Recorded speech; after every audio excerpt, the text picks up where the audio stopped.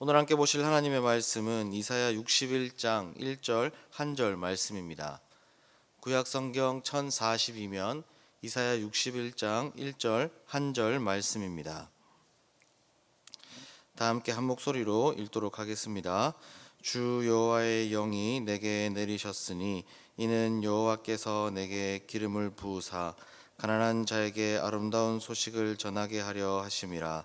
나를 보내사 마음이 상한 자를 고치며 포로된 자에게 자유를, 갇힌 자에게 노임을 선포하며. 아멘. 누가복음을 보면 예수님께서 공생애를 시작하시기 전에 나사렛에서 회당에 들어가셔서 말씀을 읽으시는데, 그때 읽으셨던 말씀이 오늘 우리가 함께 읽은 이사야 61장 1절 말씀과 2절 말씀이었습니다. 누가복음 4장 17절부터 21절까지 읽어드리겠습니다. 선지자 이사야의 글을 드리거늘 책을 펴서 이렇게 기록된 데를 찾으시니 곧 주의 성령이 내게 임하셨으니 이는 가난한 자에게 복음을 전하게 하시려고 내게 기름을 부으시고 나를 보내사 포로된 자에게 자유를, 눈먼 자에게 다시 보게 함을 전파하며 눌린 자를 자유롭게 하고 주의 은혜의 해를 전파하게 하려 하심이라 하였더라. 책을 덮어 그 맡은 자에게 주시고 앉으시니 회당에 있는 자들이 다 주목하여 보더라.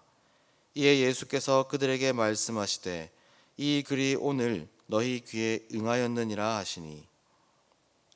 예수님은 이렇게 이사야 61장 1절과 2절 말씀을 읽으신 후에 이 글이 오늘 이루어졌다라고 말씀하시면서 이 말씀이 자신과 자신의 사역에 대한 예언이었음을 가르쳐 주셨습니다. 그래서 우리는 이사야 61장을 보면 예수님이 어떤 분이신지, 그리고 예수님이 하신 일이 무엇인지를 알 수 있게 됩니다. 오늘 말씀을 함께 보시면서 예수님과 예수님이 하신 그 사역을 기억하며 예수님에 대한 감사로 가득해지는 귀한 시간 되시기를 축복합니다. 1절 말씀을 보시면 가난한 자에게 아름다운 소식을 전하신다, 이렇게 말씀을 합니다. 성경을 보면 하나님은 가난한 자에 대한 보호와 권리를 보장하도록 말씀하셨습니다. 곡식을 추수할 때 고아나 과부나 나그네를 위하여서 다 추수하지 말고 조금 남겨두라고 한 부분이 대표적인 부분입니다. 하지만 그동안 이스라엘에서는 성경이 보장하라고 했던 이러한 가난한 자들에 대한 보호나 권리를 지키지 않았습니다. 말씀을 말씀대로 지키지 않았던 것입니다. 그러나 예수님께서는 말씀이 말씀대로 이루어지게 하셨습니다. 가진 자들에게만 아름다운 소식이 전해지게 하셨던 것이 아니라 가난한 자들에게도 아름다운 소식이 전해지게 하셨던 것입니다. 요한복음 4장을 보면 예수님은 유대를 떠나셔서 갈릴리를 향하여 가시던 중에 사마리아를 방문하게 됩니다.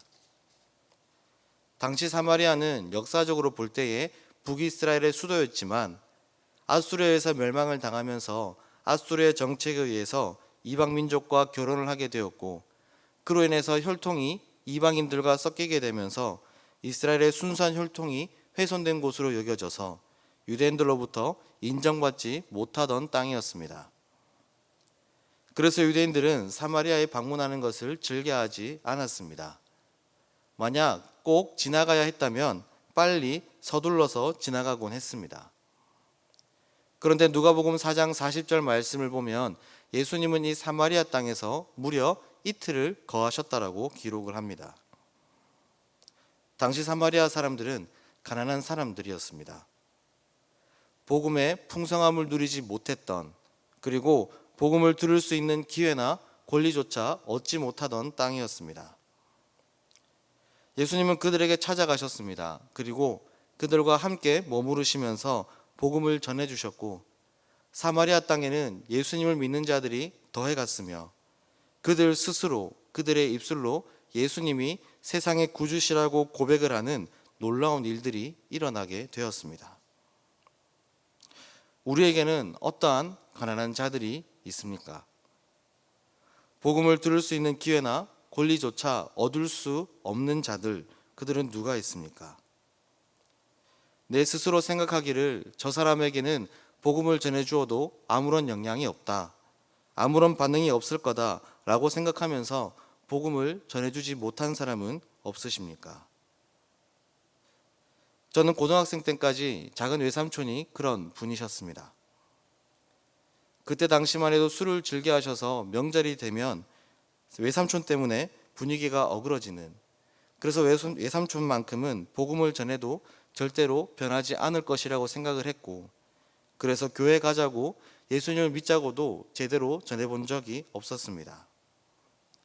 하지만 예수님은 외삼촌을 떠나가시지 않으셨습니다. 그냥 지나가시지 않으시고 마치 사마리아에 머무르셨던 것처럼, 그래서 그 땅에 복음을 전하셨던 것처럼 외할머니와 어머니를 통해서 계속해서 복음을 듣게 하셨습니다. 그래서 지금은 예수님을 믿고 세례도 받으셨고 집에 계실 때면 휴대폰으로 예배를 참여하시고 설교를 들으시는 복음의 풍성한 은혜를 누리는 삶이 되셨습니다. 이렇게 예수님의 가장 중요한 사역, 가난한 자에게 아름다운 소식, 곧 복음을 전하는 사역, 하나님은 이 귀한 사역을 우리에게 맡겨주셨습니다. 오늘 우리가 이 삶을 살 수 있기를 간절히 소망합니다. 복음이 어울리지 않는 자, 복음이 합당하게 여겨지지 않는 자, 그런 자에게 복음을 전할 수 있는 오늘이 되기를 축복합니다.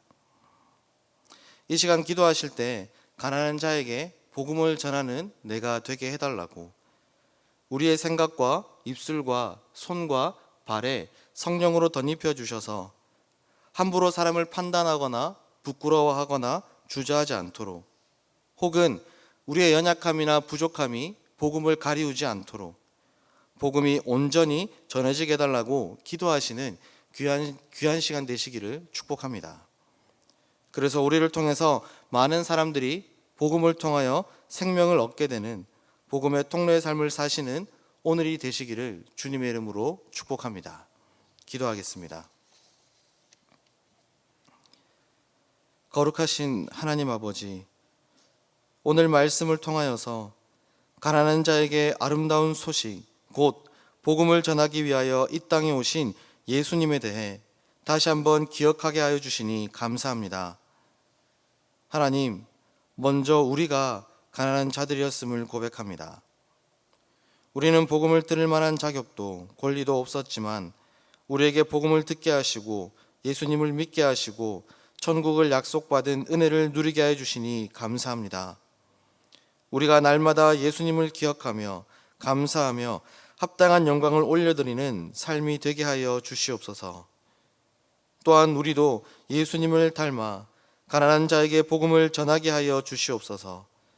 사람을 판단하거나 구분짓지 않게 하시고 모든 자들에게 복음을 전하여서 그들도 예수님을 믿고 구원받게 하는 축복의 통로가 되게 하여 주시옵소서.